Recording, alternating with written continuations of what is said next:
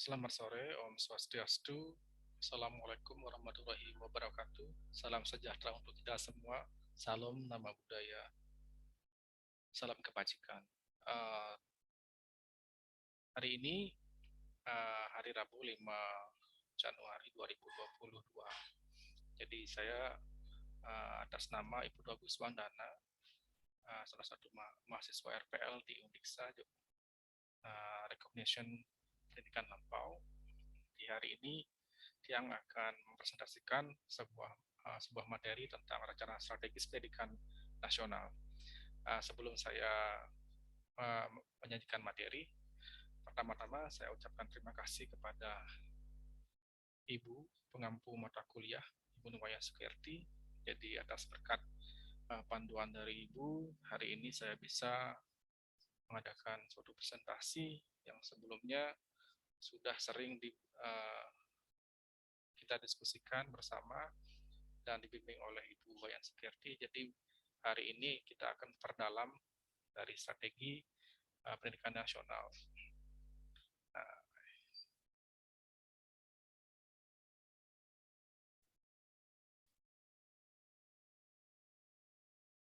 jadi kalau kita berbicara masalah suatu strategi atau rencana strategi, jadi pertama kita harus mempunyai suatu kerangka berpikir. Jadi saya akan ajak dulu teman-teman untuk mempunyai suatu kerangka berpikir sebelum kita membahas suatu rencana strategis pendidikan nasional. Jadi yang pertama, sebuah rencana itu harus didahului dengan suatu tujuan. Jadi sebuah rencana harus memiliki suatu tujuan yang jelas, kemudian sasaran yang sesuai, yang tepat. Nah, sasaran ini juga tidak boleh sembarangan. Ada suatu arah kebijakan yang harus digunakan dalam sasaran ini, agar sasaran yang dibuat memang tidak melanggar suatu kode etik atau etika dalam penyampaian atau suatu referensi yang diberikan, sehingga referensi yang diberikan itu jelas. Kemudian setelah kita mengetahui sebuah arah dari suatu kebijakan, sehingga kita nantinya bisa mengagendakan yang namanya kegiatan atau rencana tersebut kita akan agendakan dengan melalui suatu strategi-strategi di dalam suatu rencana tersebut. Nah, jadi seperti itu kerangka berpikir kita dalam suatu rencana. Jadi antara tujuan dan sasaran itu harus berkaitan. Tidak boleh lepas satu sama lain. Itu harus berkaitan. Tidak boleh overlapping. Jadi tujuan harus sasaran harus sesuai dengan tujuan. Kemudian sasaran ini harus jelas sasarannya kepada arah referensinya pada apa. Arah kebijakan, kemudian harus juga diagendakan dengan baik sehingga melahirkan strategi dan akhirnya bisa merencanakan sesuatu dengan maksimal. Kita mulai pertama itu dari tujuan.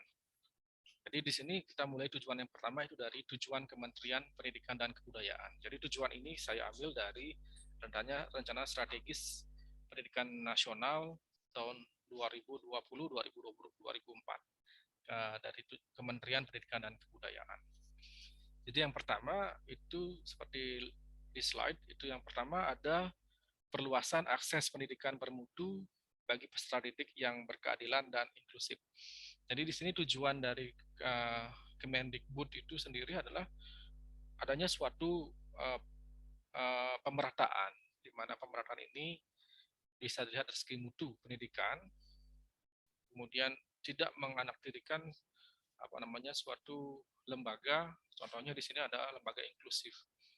Tidak ada nanti tumpang tindih antara sekolah normal dengan sekolah inklusif. Jadi itu harus tetap merata. Tidak ada lagi yang namanya diskriminasi pada sekolah inklusif. Kemudian yang kedua itu ada penguatan mutu dan relevansi pendidikan yang berpusat pada perkembangan peserta didik. Jadi ada relevansi yang jelas di dalam pendidikan ini, yang dimana pendidikan ini semuanya akan berpusat kepada peserta didik, bukan lagi kepada teacher center. kepada student center sekarang. Kemudian yang ketiga, itu ada pengembangan potensi peserta didik yang berkarakter. Jadi peserta didik wajib kita ketahui sekarang tentang potensi-potensi yang dimiliki peserta didik, seperti yang kemarin dibahas itu tentang bimbingan karir. Jadi di awal kita harus mengetahui dulu kompetensinya, kompetensi atau bakat yang dimiliki atau diminati peserta didik dari awal. Jadi akan ada pemahaman awal tentang suatu potensi peserta didik di awal, sehingga nantinya bisa kita kembangkan. Kemudian itu kita akan latih dan buat potensi itu lebih baik dengan adanya pendidikan karakter, sehingga potensi yang baik didukung dengan karakter itu akan jauh lebih baik dan akan menghasilkan individu-individu yang bisa berkompetisi dalam dunia pendidikan atau dunia usaha.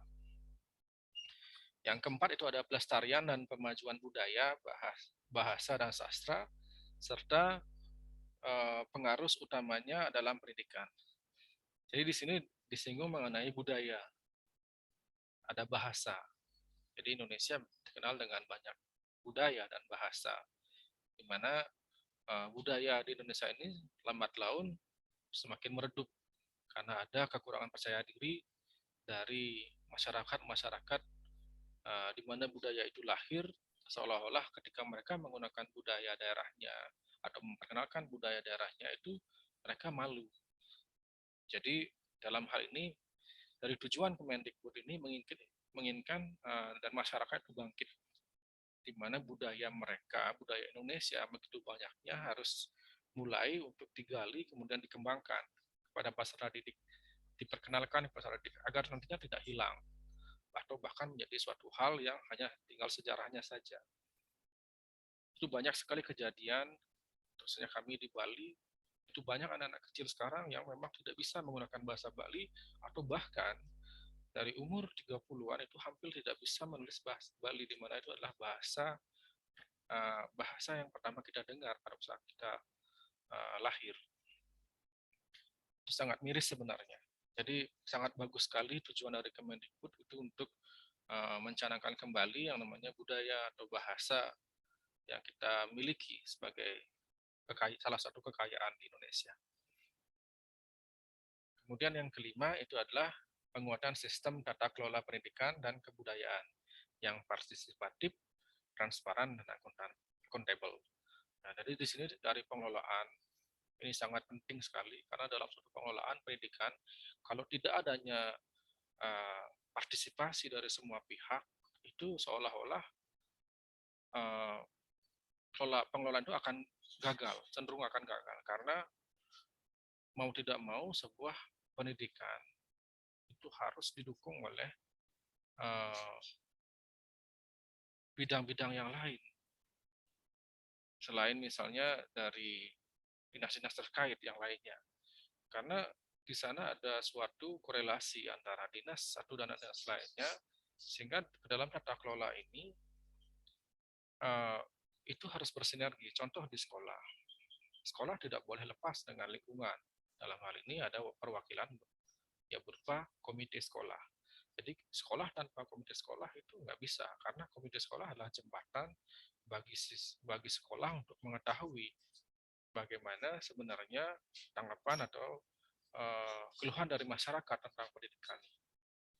Kemudian ketika pendidikan itu berlangsung, apakah itu akan membuat suatu permasalahan baru atau ide-ide baru, atau saran-saran atau kritik baru dari komite itu sendiri, di mana komite adalah perwakilan orang tua wali.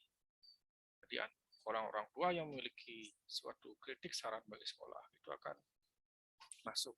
Kemudian tanpa didukung oleh pemerintah daerah juga, suatu pendidikan nggak bisa.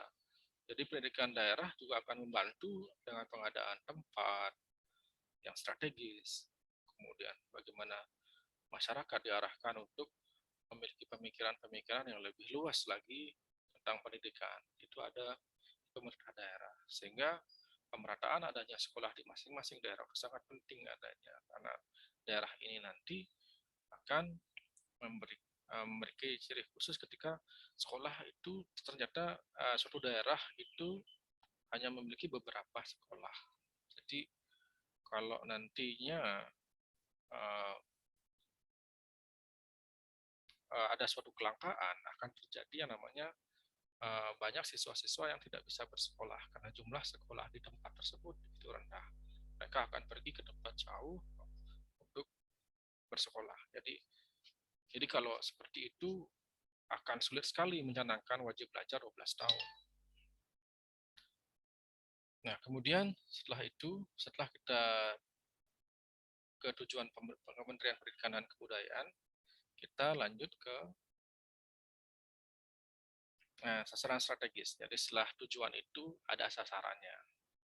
Nah, sasaran yang pertama itu akan selalu cenderung terkait dengan tujuan. Seperti yang saya jelaskan di awal. Seperti yang di sini adalah sasaran pertama akan terkait dengan tujuan pertama. Tujuan pertama tadi sudah jelas, yaitu pemerataan pendidikan.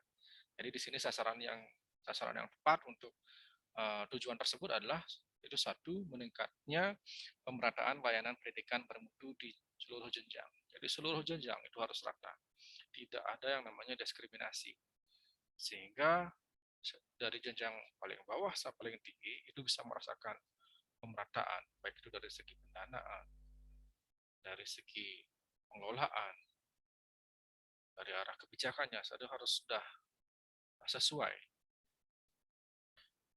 Kemudian yang kedua itu adalah meningkatnya kualitas pembelajaran dan relevansi pendidikan di seluruh jenjang. Seperti yang dari di tujuan yang kedua, jadi di sini sasaran kita harus meningkatnya kualitas, harus ada kualitas pembelajaran yang harus meningkat, di mana pembelajaran ini harus relevansinya pendidikannya seluruh jenjang itu sudah relevan, tidak lagi ada suatu permasalahan yang timbul karena tidak ada relevansinya di dunia pendidikan tentang kualitas pembelajaran. Kemudian yang ketiga itu ada menguatnya karakter peserta didik. Jadi selain pendidikan hard skill, kita juga sangat penting untuk memunculkan yang namanya soft skill. Karena dengan soft skill ini kita bisa menciptakan individu-individu yang memang bisa bersaing dengan positif di akhirnya ketika mereka ada di dunia kerja ataupun mereka membuat usaha sendiri. Jadi tidak ada istilahnya ketika mereka jadi suatu petinggi atau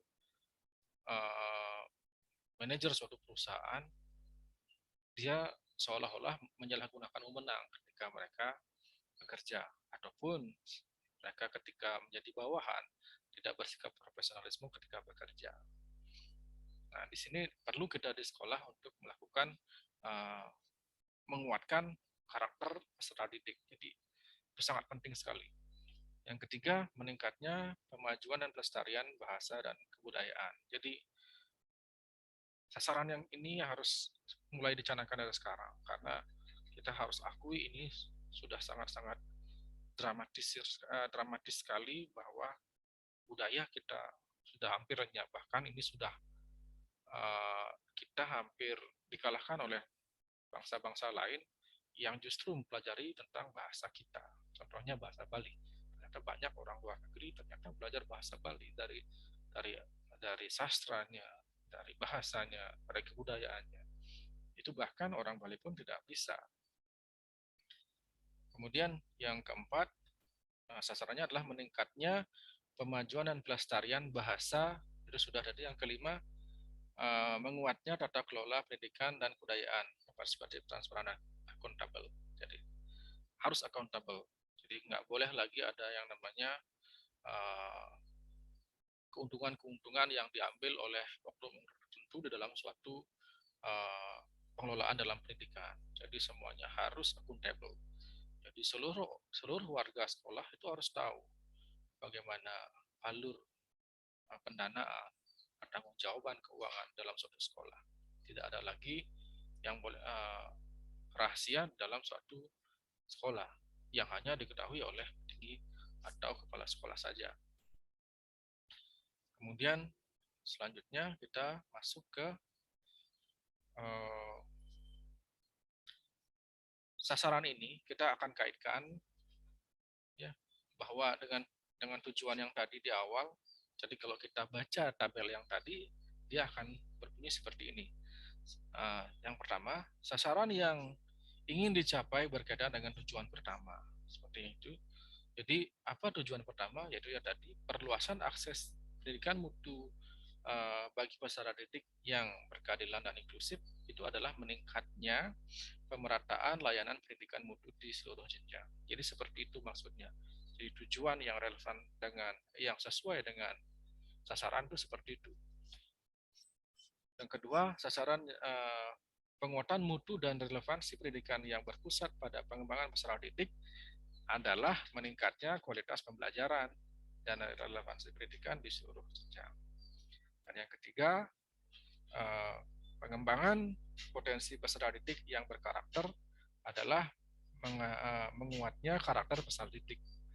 Dan yang kelima, penguatan sistem tata kelola pendidikan dan kebudayaan yang partisipatif, transparan, dan akuntabel adalah meningkatnya tata kelola pendidikan dan kebudayaan yang partisipatif, transparan, dan akuntabel. Jadi seperti itu kaitannya.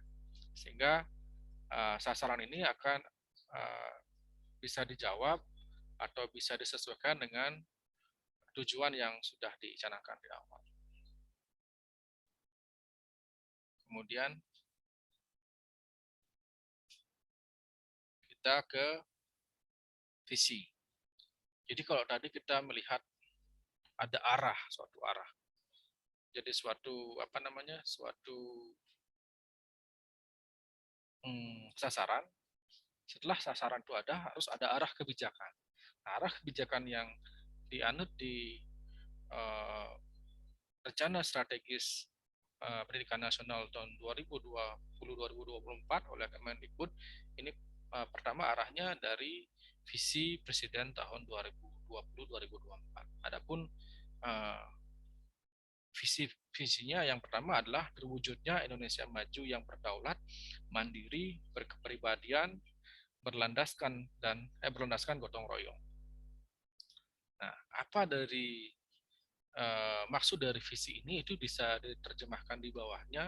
Yang pertama itu adalah peningkatan kualitas manusia Indonesia. Jadi manusia Indonesia itu harus meningkat kualitasnya, tidak boleh selalu seperti ini. Jadi lambat laun kualitas kita akan jauh di bawah dari negara-negara lain. Kemudian struktur ekonomi yang produktif, mandiri, dan berdaya saing. Nah, di sini sebenarnya dari siswa SMK itu masuk. Dan yang pertama tadi sebenarnya karakter, ya, pendidikan karakter. Yang kedua yang masuk adalah struktur ekonomi yang produktif. Nah, yang dimaksud dengan berdaulat tadi seperti tadi itu adalah dia bisa menghasilkan sesuatu. Jadi siswa SMK di sini memang pertama itu diajak untuk berwirausaha, tujuannya adalah ini. Yang kedua, kalau kita kaitkan dengan siswa SMK, jadi ketika mereka tamat dari sekolah, mereka bisa produktif. Kemudian bisa mandiri. Mandiri artinya tidak tergantung kepada suatu perusahaan. Dan berdaya saing. Dalam hal ini, ketika mereka mampu memiliki daya saing yang tinggi, berarti dia akan memiliki suatu inovasi dalam suatu usaha yang dibuat atau produk yang dihasilkan. Jadi ini sebenarnya sudah baik sekali dari Bapak Presiden memberikan visi-visi seperti ini. Sehingga ini memang relevan sekali untuk siswa SMK. Kemudian yang ketiga, itu adalah pembangunan yang merata dan berkeadilan. Jadi ini sudah sering digaungkan oleh Bapak Presiden itu dengan bukti bahwa adanya pembangunan di seluruh Nusantara yang dulunya tidak terjamah oleh presiden terdahulu. Jadi seperti sekarang adanya pemerataan pembangunan, contohnya di Papua.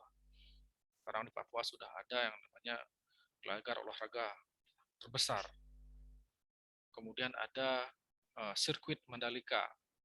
Jadi presiden berusaha untuk membuat suatu pemerataan dalam suatu pembangunan di seluruh Nusantara. Yang keempat itu adalah mencapai lingkungan hidup yang berkelanjutan.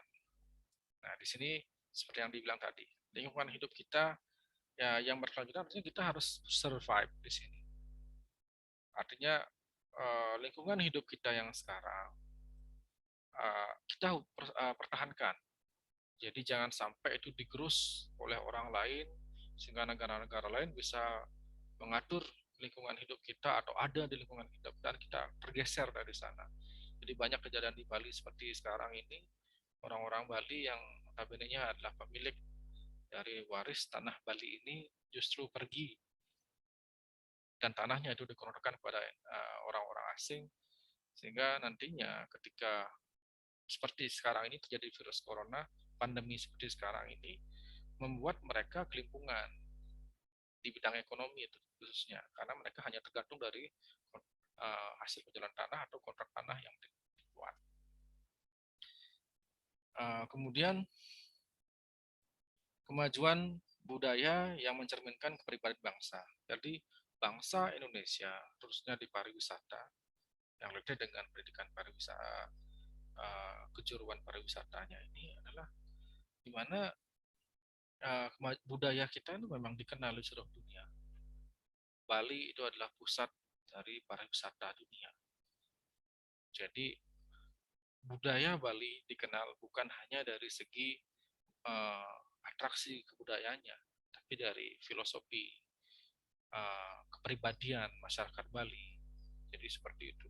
Jadi bukan hanya orang ke sini hanya melihat suatu keindahan alam, mereka justru ke sini adalah melihat bagaimana budaya hidup orang Bali seperti apa. Jadi itu yang mereka sangat lihat, karena di tempat mereka mungkin tidak akan mendapatkan hal itu. Karena terus terang di Bali kita masih bisa saling tegur sapa dengan masyarakat, dengan tetangga dan sebagainya. Kalau di luar negeri mereka memang hidup individu antar tetangga. Jadi mereka hanya seperlunya saja. Jadi ketika melihat situasi ini di Bali, mereka ya sangat tertarik karena ini adalah atmosfer baru yang mereka dapatkan. Selanjutnya di sana ada penegakan sistem hukum yang bebas korupsi, martabat, dan terpercaya. Ini dasar sekali. Jadi dasar suatu pemerintahan itu adalah terpercaya. Kepercayaan masyarakat bisa bangkit karena itu ada dari adanya penegakan hukum, sistem yang bebas korupsi. Jadi tidak ada pemerintahan yang korup. Kemudian bermartabat. Dari mana kita bisa menghormati suatu pemerintahan? Ya bisa dilihat dari kinerjanya. Kalau kinerjanya korup, kemudian banyak ada KKN, korupsi, nepotisme itu tetap jalan, ya kita akan apa namanya, pemerintah akan kehilangan martabatnya.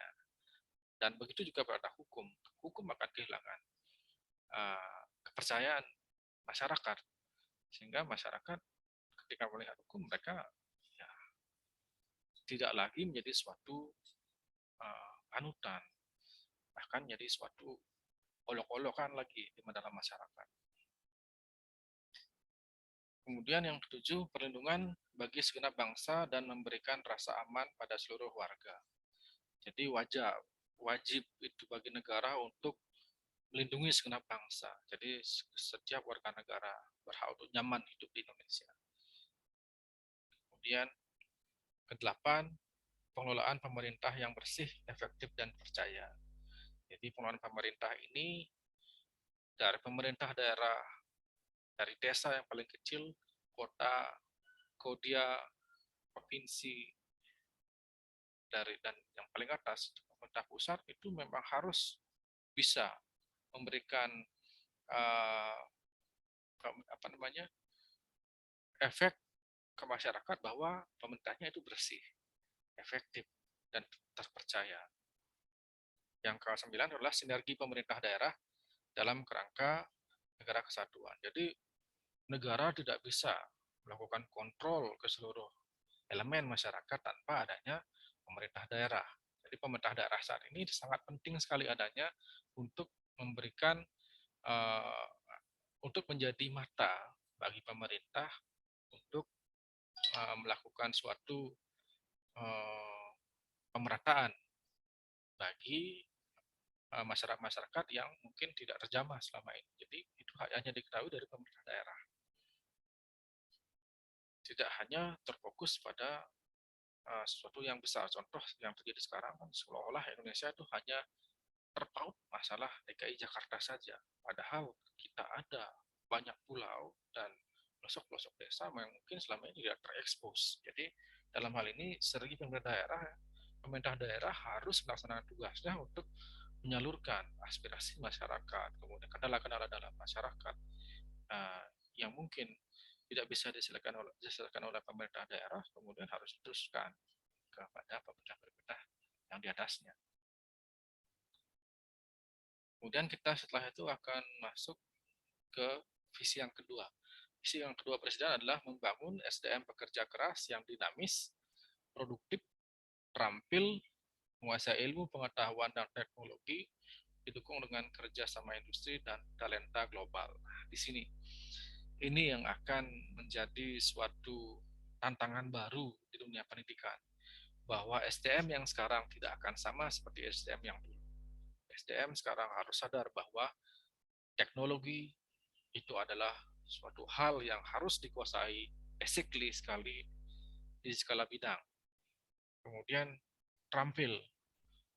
Nah, di sana seperti yang dibilang tadi, harus ada yang namanya sinergi dengan industri. Jadi kalau ditelusuri seperti presentasi awal yang itu tentang sejarah perkembangan Indonesia di bidang pendidikan kejuruan, jadi memang kita perlu mengadakan suatu kerjasama dengan industri. Karena SMK ini pertama ada itu akibat ada tuntutan dari industri tentang SDM. Jadi jangan dihilangkan tujuan pendidikan itu di awal, bahwa tunjukkan kejuruan harus menciptakan siswa-siswa yang terampil kemudian siap bekerja. Jangan sebaliknya hanya sebagai batu loncatan saja. Jadi dalam hal ini pemerintah harus jadi sebuah jembatan dengan industri sehingga siswa-siswa ini mampu diterima dan direkrut di industri-industri terkait. Nah, yang pertama di sana adalah sesuai dengan RPJMN, arah Presiden yang berkenaan dengan pembangunan SDM dilaksanakan dalam 2 agenda pembangunan. Yang pertama itu adalah meningkatkan SDM yang berkualitas dan berdaya saing. Itu pertama, harus SDM kita harus berkualitas baik secara teknologi dan kemudian secara daya saing, dia harus memiliki suatu inovasi untuk produk-produk yang mereka hasilkan. Yang kedua adalah revolusi mental dan pembangunan kebudayaan. Nah, di revolusi mental ini memang penting sekali adanya yang namanya pendidikan karakter. Seperti yang tadi di awal adalah adanya pendidikan karakter ini akan menciptakan suatu revolusi mental bagi SDM Indonesia. Jadi tidak lagi SDM tipe lama yang kita gunakan, yang otoriter, kemudian hanya tidak lagi menjadikan dirinya sebagai suatu hal yang memang ditingkatkan. Jadi dia menganggap bahwa dia tidak bisa berdiri sendiri tanpa adanya orang-orang lain. Jadi sebenarnya di sini Presiden menginginkan adanya suatu visi itu di mana SDM ini bisa berdikari, jadi berdiri atas kaki sendiri, berdaulat atas dirinya sendiri. Nah, selanjutnya setelah tadi ada sesuai dengan arah, jadi tujuan sasaran dan dikaitkan dengan arah kebijakan, di mana dari arah kebijakan adalah sesuai dengan visi Presiden tahun 2020-2024.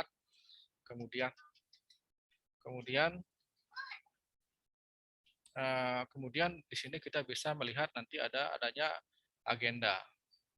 Nah, agenda yang dimana nanti akan direalisasikan berupa strategi-strategi apa yang harus diambil oleh pemerintah dalam pemenuhan rencana strategis pendidikan nasional 2020-2024. Nah, yang pertama tadi yang sesuai dengan visi Presiden, yaitu agenda pembangunan yang pertama adalah meningkatkan SDM yang berkualitas dan berdaya saing. Jadi arah kebijakan yang dipakai di sini adalah meningkatkan pemerataan layanan pendidikan berkualitas. Kemudian meningkatkan produktivitas dan daya saing. Kemudian strategi yang diambil di sini oleh Kemendikbud itu adalah yang pertama adanya peningkatan kualitas pengajaran dan pembelajaran. Nah, di sini di sekolah memang penting meningkatkan suatu kualitas pengajaran dan pembelajaran. Oleh karena itu banyak sekali diklat-diklat yang diberikan oleh sekolah-sekolah, oleh Direktorat Jenderal dan Vokasi tentang pengajaran dan pembelajaran, baik itu dari strategi pembelajaran maupun dengan media pembelajaran, itu banyak sekali. Dan yang kedua, adanya peningkatan pemerataan akses layanan pendidikan di semua jenjang. Ini untuk percepatan pelaksanaan wajib belajar 12 tahun. Nah, ini sangat sangat penting karena seperti yang sudah dibilang, ada banyak kendala masyarakat tidak bersekolah hanya gara-gara di sekolah di tempatnya itu jauh dari sekolah atau jauh dari SD, SMP atau SMA atau bahkan perguruan tinggi. Jadi layaknya di sini ada pemerataan sekolah. Jadi seluruh daerah harus mulai melihat sekolah-sekolah yang memang penting dibangun untuk mengejar yang namanya wajib belajar 12 tahun. Nah, yang ketiga itu adalah peningkatan profesionalisme, kualitas pengelolaan dan penempatan pendidik dan tenaga pendidikan yang merata. Nah, ini yang kendala yang terberat adalah ini.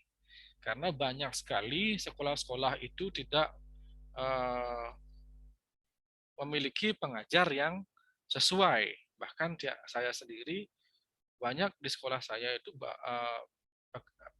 pengajarnya tidak mengajarkan materi yang sesuai dengan kualifikasinya. Nah, sehingga di sini kenapa itu bisa terjadi? Nah, karena tidak adanya pemerataan. Karena mungkin di sekolah lain ada berjubel atau bertumpuk pengajar-pengajar yang mengisi mata pelajaran yang tidak sesuai juga, sehingga mereka ketika itu tidak dilihat, tidak dicek datanya, akan timbul hal seperti ini. Terlihat kita sebenarnya kebutuhan gurunya cukup, cuma ketika tidak diratakan akan menjadi polemik yang seperti sekarang. Banyak yang menggunakan mengajar dengan sistem rangkap atau bahkan mengajar di luar dari kualifikasi yang dia miliki. Nah, kemudian peningkatan tata kelola pembangunan pendidikan, strategi pembiayaan, dan peningkatan evidence pemanfaatan anggaran pendidikan. Nah, di sini sekarang adanya, meskipun sekarang sudah diberikan yang namanya anggaran biaya operasional sekolah, tapi dalam pelaksanaan ini, itu memang perlu detail sekali dalam proses perencanaannya. Karena dalam perencanaan anggaran sekolah itu harus memang duduk bersama oleh seluruh elemen sekolah. Tidak boleh hanya dibuat oleh kepala sekolah atau orang-orang tertentu saja. Jadi seluruhnya rencana anggaran ini memang harus diketahui dan direncanakan bersama. Sehingga dengan adanya perencanaan terdahulu itu akan dievaluasi untuk membuat rencana selanjutnya. Mana yang berjalan, mana yang stagnan, mana bahkan yang tidak berjalan. Kemudian di arah kebijakan yang kedua yaitu tentang meningkatkan produktivitas dan daya saing. Jadi yang pertama di sini adalah pendidikan pelatihan vokasi berbasis kerjasama industri dan penguatan pendidikan tinggi berkualitas. Nah, di sini sudah jelas bahwa SMK yang sekarang dengan kurikulum paradigma baru, khususnya untuk SMK PK, jadi ada yang namanya program program kelas industri. Jadi di kelas industri ini itu akan sebelum kelas industri diadakan, pertama kita akan melakukan yang namanya penyelarasan kurikulum, di mana kurikulum ini pertama kita selaraskan dengan dunia industri. Nah, setelah itu kita akan undang industri datang ke sekolah untuk memberikan pembelajaran bagi siswa yang memang real sesuai dengan industri. Nah, seperti itu sebenarnya yang harus dilakukan, karena setelah itu mereka akan melakukan yang namanya praktik kerja industri. Nah, sehingga ketika mereka melakukan praktek kerja industri, mereka ketika sampai di industri tidak lagi hanya berdiri kemudian menunggu instruksi, karena mereka sudah diajar sebelumnya tentang industri tersebut. Kemudian yang kedua, agenda yang kedua itu tentang revolusi mental dan pembangunan kebudayaan. Jadi yang pertama itu adalah revolusi mental dan pembangunan ideologi Pancasila untuk memperkukuh ketahanan budaya bangsa dan membentuk bangsa yang maju, modern, dan berkarakter. Ini strategi yang pertama yang akan diambil adalah yang pertama revolusi mental dalam sistem pendidikan untuk memperkuat nilai integritas, etos kerja, gotong royong, dan budi pekerti. Nah, di sini sudah jelas bahwa uh, untuk merevolusi mental, jadi kita harus melihat uh, bagian soft skill mana yang harus kita kembangkan. Jadi di sini sudah dilihat di strateginya sudah jelas bahwa yang pertama adalah integritas. Jadi kalau seorang pekerja dengan memiliki integritas yang tinggi, dia akan sangat-sangat bersaing nanti di dunia kerja karena dengan integritas yang tinggi dia akan mampu melaksanakan tugas dan tanggung jawabnya dengan baik. Kemudian yang kedua adalah etos kerja. Dengan budaya kerja yang baik, yang sesuai. Nah, di sini akan mulai menimbulkan suatu respon positif bagi tubuh manusia ketika suatu kebiasaan dilakukan terus-menerus, sehingga lama-kelamaan itu akan menjadi suatu budaya. Nah, budaya ini nanti akan terus melekat pada diri pekerja atau siswa kita ketika mereka bekerja ataupun ada dimanapun mereka berada. Jadi budaya kerja itu tetap akan ada dan tetap mereka akan kembangkan. Kemudian gotong royong. Di sini tidak ada prinsip siswa itu adalah saya bisa bekerja sendiri tanpa orang lain. Kemudian tidak menghargai suatu namanya kerja tim atau teamwork. Dalam artian kita dalam bekerja, kalau kita sebagai atasan kita pasti memiliki bawahan. Ketika kita tidak bisa mengkoordinir remaining bawahan dengan baik, berarti akan menjadi suatu kegagalan untuk kinerja kita juga. Dan itu sebaliknya, ketika kita sebagai bawahan tidak bisa bekerja dengan baik, jadi kita tidak bisa bekerja dengan tim, jadi kualitas kerja kita dilihat oleh atasan itu sangat kurang. Sehingga suatu pekerjaan yang harusnya diselesaikan dengan cepat, itu akan menjadi lama karena tidak dilakukan dengan teamwork. Kemudian di sini yang kedua adalah, selanjutnya adalah budi pekerti. Jadi budi pekerti ini sangat-sangat penting dilaksanakan memang sejak dini. Bahkan sejak TK pun budi pekerti ini sudah mulai ditanamkan. Bahkan sebelum mereka menginjak TK, itu di dunia keluarga, itu sudah mulai ditanamkan yang namanya budi pekerti. Sehingga budi pekerti ini membudaya sampai setinggi apapun jenjang mereka, jadi budi pekerti ini tetap ada, bahkan tetap harus berkembang. Baik dalam mereka bersosialisasi dengan sesama, dengan rekan kerja, ataupun dengan senior atau pekerja yang lebih tinggi statusnya daripada ini. Oke. Kemudian yang kedua itu revolusi mental dalam tata kelola pemerintahan untuk penguatan budaya birokrasi yang bersih, melayani dan responsif. Nah ini responsif kata kuncinya. Jadi seorang pelayan masyarakat itu harus responsif. Dari segi manapun mereka harus responsif dari semua apa yang mereka dengar dari bawah, kemudian suara-suara minor dari bawah tidak boleh kita abaikan. Jadi kita harus responsif. Ketika ada suatu permasalahan di bawah, tetap kita responsif dengan cara apa yang harus dilakukan oleh pemerintah. Seperti itu. Kemudian pembinaan ideologi Pancasila, pendidikan kewarganegaraan, wawasan kebangsaan, bela negara, menemukan jiwa nasionalisme yang pada resmi. Nah, di sini pengembangan ini memang penting dilakukan karena di sini adalah penguatannya ditujukan kepada seluruh siswa dari jenjang yang paling bawah karena hal ini akan bisa mengikis yang namanya sifat-sifat radikal atau sektor-sektor radikal yang berkembang di masyarakat. Jadi dari awal kita harus memberikan yang namanya pendidikan-pendidikan kebangsaan atau bela negara sehingga mereka memang mengetahui ideologi negara kita dan tidak lagi menggunakan ideologi lain selain ideologi negara kita, sehingga mereka tidak akan tergerus di dalam suatu prinsip-prinsip radikal. Kemudian di arah kebijakan yang kedua yaitu meningkatkan pemajuan dan pelestarian kebudayaan berkuat karakter dan memperteguh jati diri bangsa, meningkatkan serah rakyat, mempengaruhi dan arah perkembangan peradaban dunia. Ini dilakukan dengan strategi yang pertama yaitu revitalisasi dan aktualisasi nilai budaya dan kearifan lokal untuk menumbuhkan semangat kekeluargaan, musyawarah gotong royong, dan kerjasama antar warga. Nah, ini sangat penting ya. Jadi ada yang namanya local genius atau ada yang namanya tadi kearifan lokal. Kearifan lokal ini memang wajib sekali dibangkitkan sehingga masyarakat pelosok tidak lagi minder dengan kearifan lokal yang mereka miliki. Justru adalah memiliki suatu kekayaan yang harus mereka banggakan.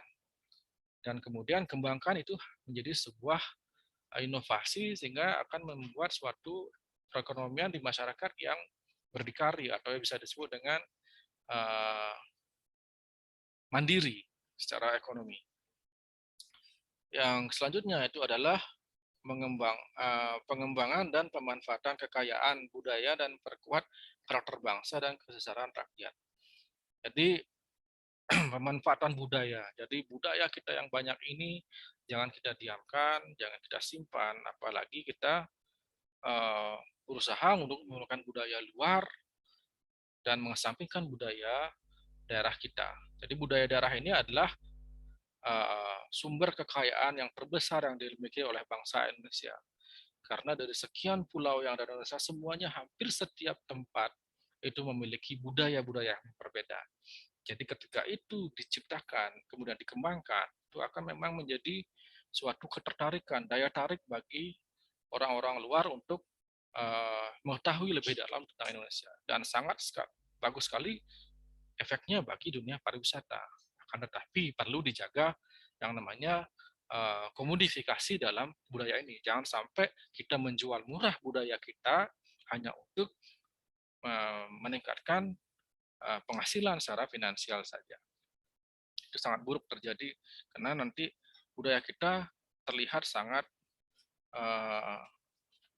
gampang sekali atau sangat murah sekali di mata bangsa-bangsa lain.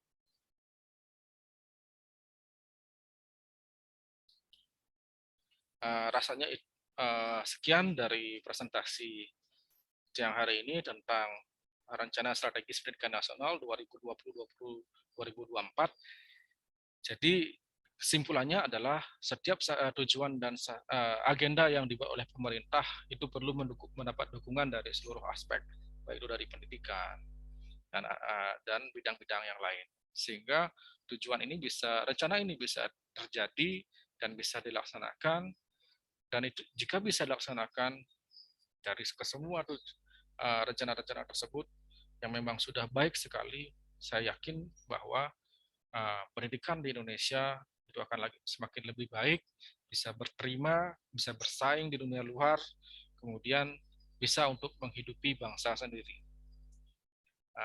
Terima kasih, selamat sore. Saya tutup dengan Om Santi Santi Om. Wassalamualaikum warahmatullahi wabarakatuh. Salam sejahtera untuk kita semua. Salam nama budaya. Salam kebajikan.